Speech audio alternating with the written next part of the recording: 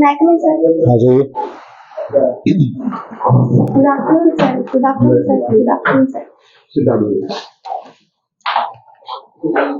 Thank you sir. तो मोनिका जी, जी sir. आप अपने आप को इंट्रोड्यूस कीजिए। सर मेरा नाम मोनिका पटेल है। मैं भोपाल जिले की निवासी हूँ। मैंने मेरी हाई स्कूल और higher secondary allied higher secondary school Bhopal से कंप्लीट की है। सर उसके बाद मैंने graduation Sarojini Naidu government girls PG autonomous college से कंप्लीट किया है और बीएससी में कंप्यूटर एप्लीकेशन लिया था। उसके बाद सर मेरी रुचि जो है वो चित्रकला करना, बच्चों को पढ़ाना और क्राफ्ट वर्क करना है।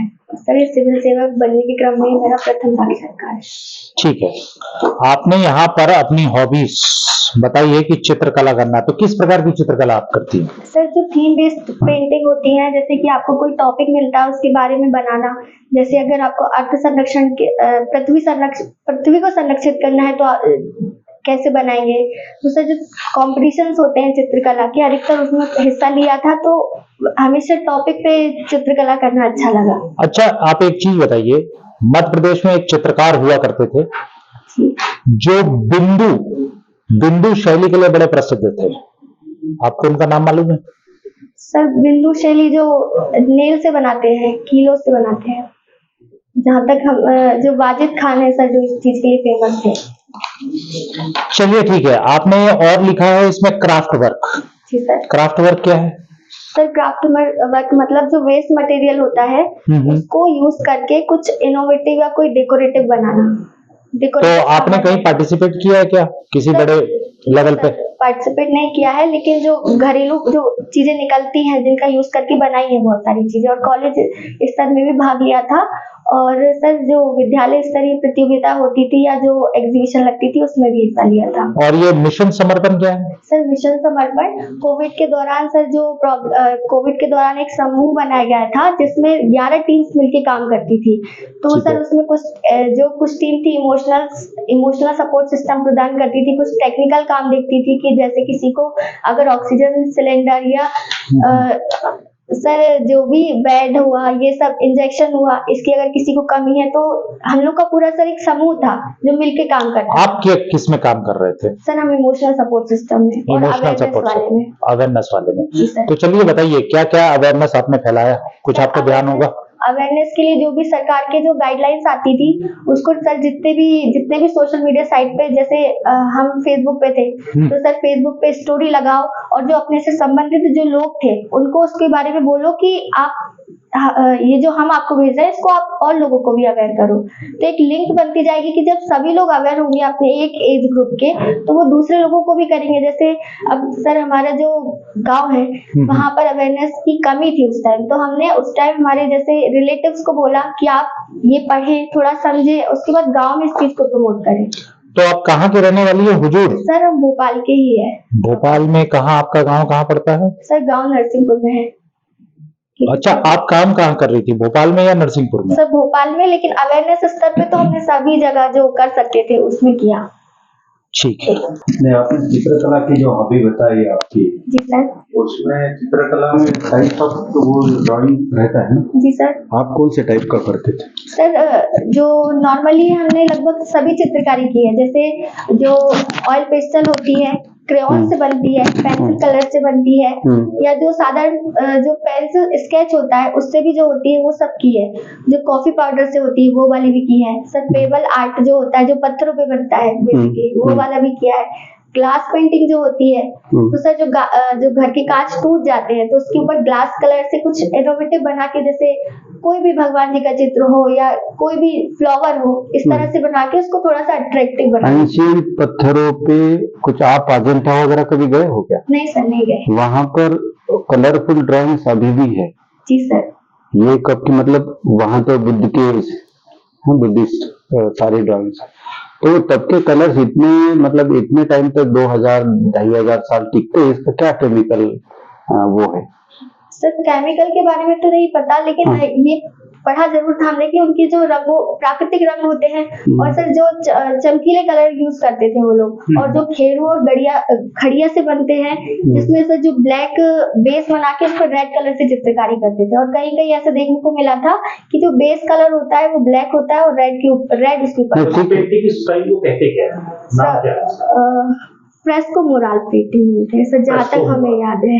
ठीक है, आप बता रहे नेचुरल कलर्स। जी सर। आज की डेट में केमिकल कलर्स मिलते हैं, वो भी जैसे इमर्शन और ये सब 2 साल में उसके उतर जाते हैं, और इसको लगभग 2000-2500 साल हो गया। क्या रीजन क्या है कि इनकी चमक आज तक गई? सर एक तो सर ये एक इमारत है तो इसको संरक्षित भी किया गया है। इमारत नहीं है, वो गुफाएं है, मतलब सर उसको राज्य सरकार के प्रयास द्वारा उसको संरक्षित तो भी किया गया है। नहीं देखो, हाँ सरकार, मेरा ये क्वेश्चन है, आप साइंस के स्टूडेंट हैं बराबर, 2000-2500 साल कोई भी कलर आफ्टर क्या है, केमिकल। जी सर। तो we sort of chemical are using की उसकी लाइफ इतनी बड़ी है। हम तो 4 साल में घर को कलर देते तो खत्म हो जाता, पेंट हो जाता है। वो आप समझो हो क्या कहीं, क्योंकि आपने हॉबी लिखा है ड्राइंग, तो you must be knowing it. Sir इसके बारे में जानकारी नहीं है, सॉरी, हम देख लेंगे इसको। मोनिका जी सर। सिविल सर्विस के अभ्यर्थी के रूप में, और आप विज्ञान की छात्रा भी रही हैं। जी सर। तो आप बहुत जागरूक रही होंगी, तभी आपने इतने अच्छे अंक प्राप्त किए हैं परीक्षाओं में। तो मैं आपसे ये पूछता हूँ कि तकनीकी या टेक्नोलॉजी, क्या इसके आगमन को रोका जा सकता है? कोई देश या समाज ये निर्धारित करे कि हम किसी विशेष टेक्नोलॉजी को अपने बीच में नहीं आने देंगे, नहीं प्रचलित होने देंगे, तो आपका इस बारे में क्या विचार है? सर हमें लगता है कि जब कोई टेक्नोलॉजी आती है तो सर उसके साथ उसके सकारात्मक पक्ष भी आते हैं और नकारात्मक भी। अगर हम सिर्फ सकारात्मक पहलू को देखकर आगे बढ़ते हैं तो सर चूंकि सकारात्मक पक्ष है तो वो हर पक्ष को, चाहे वो सामाजिक हो, आर्थिक, राजनीतिक, शैक्षिक हो, हर चीज को प्रभावित करेगा और पॉजिटिवली इफेक्ट करेगा। अगर नेगेटिव है, जैसे सर आर्टिफिशियल इंटेलिजेंस है, तो ये अनुमान लगाए जा रहे हैं कि इससे आगे चलकर बेरोजगारी होगी।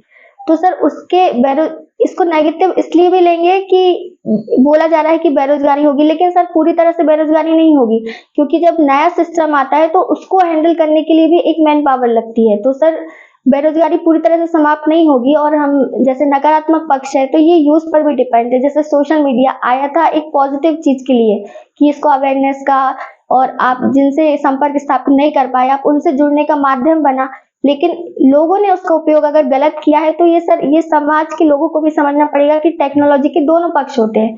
अगर अपन सही दिशा में यूज करेंगे तो वो सकारात्मक ही होगा। बहुत बढ़िया, आपका विचार इस मामले में स्पष्ट है। और मैं एक और प्रश्न आपसे पूछना चाहता हूँ कि नागरिकों के सादा जीवन का पर्यावरण पर किस प्रकार प्रभाव पड़ेगा, इसका मूल्यांकन आप कैसे करती हैं? सर नागरिकों के साधारण जीवन का पर्यावरण पर प्रभाव, सर जैसे यदि साधारण जीवन है तो सर वो सादगी भरा जीवन, हाँ, तो सर वो ये उसकी जैसे यातायात के प्रबंधन, यातायात के क्षेत्र में बोले तो अगर साधारण जीवन है तो उसके लिए ये मैटर नहीं करेगा कि मैं कार खरीदूं, कि मैं कुछ बड़ा 4 व्हीलर में कुछ हैवी चीज खरीदूं, इलेक्ट्रिक व्हीकल खरीदूं।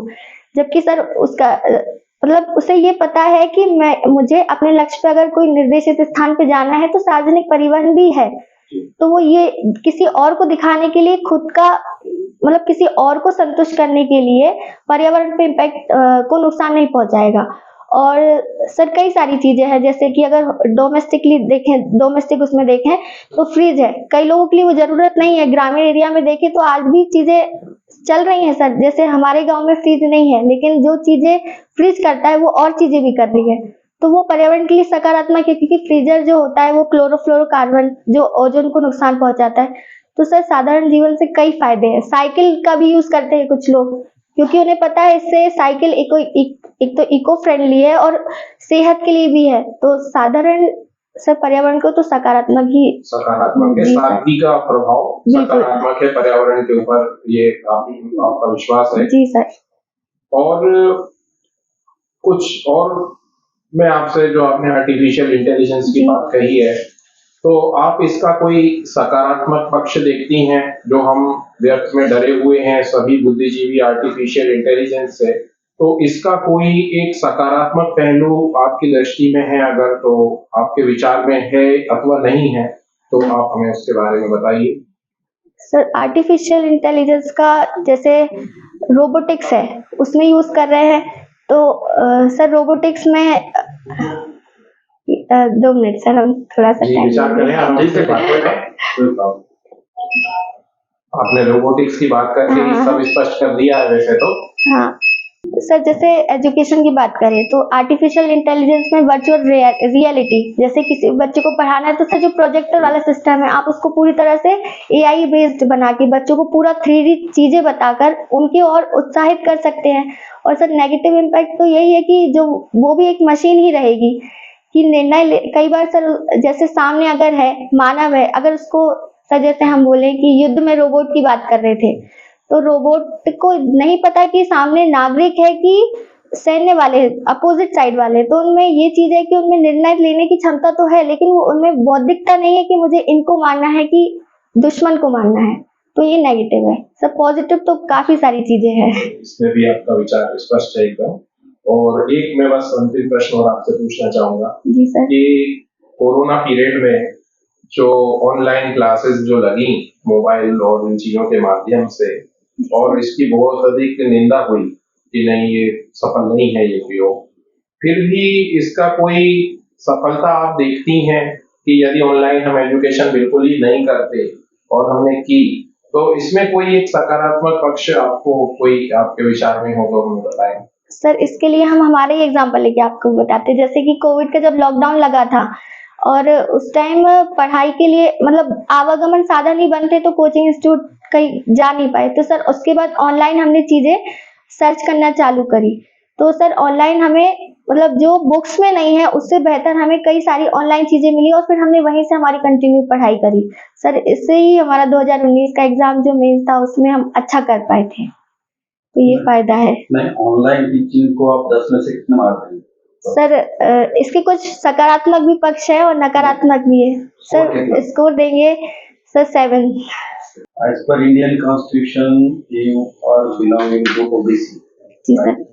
ये जो 3-4 एग्जाम अभी क्लब हुए आपके यूपीएससी के, इसका क्या प्रॉब्लम है आप जानते होंगे। सर एक तो ओबीसी रिजर्वेशन का परसेंटाइज है, जुडिशरी और सरकार के इसमें पता है। Can you explain what is going on? Sir मुद्दा तो यही है मेन कि 27% आरक्षण, अगर जैसे कि जो सरकार चाहती है कि हम 27% आरक्षण दें, क्योंकि जो इंदिरा साहनी वाद हुआ था उसमें बोला गया था कि किसी भी स्तर पर 50% की सीमा क्रॉस नहीं होना चाहिए। यदि मध्य प्रदेश में 27% का आरक्षण देते हैं तो वो सीमा 50% से ऊपर जा रही थी। तो सर जो मुद्दा यही है कि सरकार जो न्यायपालिका का पक्ष है कि किसी भी स्तर पर 50% से ऊपर आरक्षण नहीं जाना चाहिए, जबकि सरकार की जो मंशा है कि हम 27% आरक्षण के साथ भर्ती प्रक्रिया को आगे बढ़ाए। तो मुद्दा 2011 का सेंसस के अनुसार ओबीसी का परसेंटाइज क्या है? सर 42% है जहाँ तक हमें याद है। अच्छा, जो आपने बात कही कि न्यायालयीन व्यवस्था बोलती है कि 50% के ऊपर रिजर्वेशन नहीं दिया जा सकता। जी सर। साउथ के कई स्टेटों में 70% का प्रोविजन सर नहीं, आपको कंसेप्ट है तो बताइए, नहीं तो कोई बात नहीं। सर उतना क्लियर नहीं है हमें इसके बारे में। चलो ठीक है, वुमन एम्पावरमेंट एंड कॉन्स्टिट्यूशन, इसका बता सकते हैं आपको? सर जैसे जो आर्टिकल 14 है भारतीय संविधान का, उसमें विधि के समक्ष समता, और सर 15 आर्टिकल जो 15 है उसमें बताया गया है कि किसी भी नागरिक के साथ धर्म, वंश, मूल, लिंग, जन्म स्थान के आधार पर विभेद नहीं किया जाएगा। Gender as well. हाँ। और सर जो आर्टिकल 16 है जिसमें ये बताया गया कि राज्य सरकार महिलाओं और बच्चों के लिए सर सकारात्मक विभेद कर सकता है, यदि उन्हें सर चाहे वो पंचायत के लिए हो, मतलब उन्हें आगे बढ़ाने के लिए, उन्हें सशक्त बनाने के लिए सकारात्मक विभेद किया जा सकता है। ये भारतीय संविधान के आर्टिकल 16 में वर्णित है। Comment on EWS, constitutional status of EWS. जी सर। कमेंट कर सकते हैं ईडब्ल्यूएस। सर जो ऑलरेडी आपने पढ़ा है इसको? सर पढ़ा था हाँ, ठीक है, जो भी कमेंट कर सकता है। सर। तो जो अभी 100 सर जहाँ तक हमें याद है 103 संविधान संशोधन अधिनियम के तहत जो सामाजिक वर्ग में आर्थिक रूप से पिछड़े वर्ग है उनके लिए 10% का आरक्षण दिया गया है। सर जो आरक्षण है वो सामान्य वर्ग के अंदर ही दिया गया है, आर्थिक रूप से निर्धारण किया गया उसका। उसके लिए कुछ क्राइटेरिया है, जैसे कि आपकी पारिवारिक आय 8 लाख से कम होना चाहिए और सर 5 एकड़ से जमीन कम होना चाहिए। कॉन्स्टिट्यूशनल व्यू में वो करेक्ट है कि incorrect, can comment like that? क्योंकि तमिलनाडु सरकार ने उसको आउटराइटली मना किया, नॉट सर इसके लिए हम ये कहना चाहेंगे कि अभी सुप्रीम कोर्ट का इस पर डिसीजन आया था तो उन्होंने तो इसको वैध बताया है कि जो 10% आरक्षण दे रहे हैं उस ठीक है। तो सर जब न्यायपालिका इसके समर्थन में तो नहीं, कौन बड़ा, न्यायपालिका बड़ी कॉन्स्टिट्यूशन? सर संविधान बड़ा है। ठीक है, इक्वालिटी बिफोर लॉ आपने बात करी थी, आप ये हिस्ट्री भी पढ़े होंगे आप? जी सर। 2000 साल पहले किसी ने इक्वालिटी बिफोर लॉ पत्थर पे लिखा हुआ, can you recollect? Sorry sir इसके बारे में नहीं पता। It is the great emperor Ashoka, pillar number 3, major pillar number 3, equality before law लिखा हुआ है, आप जाकर देखिए। Thank you, very good sir. आपको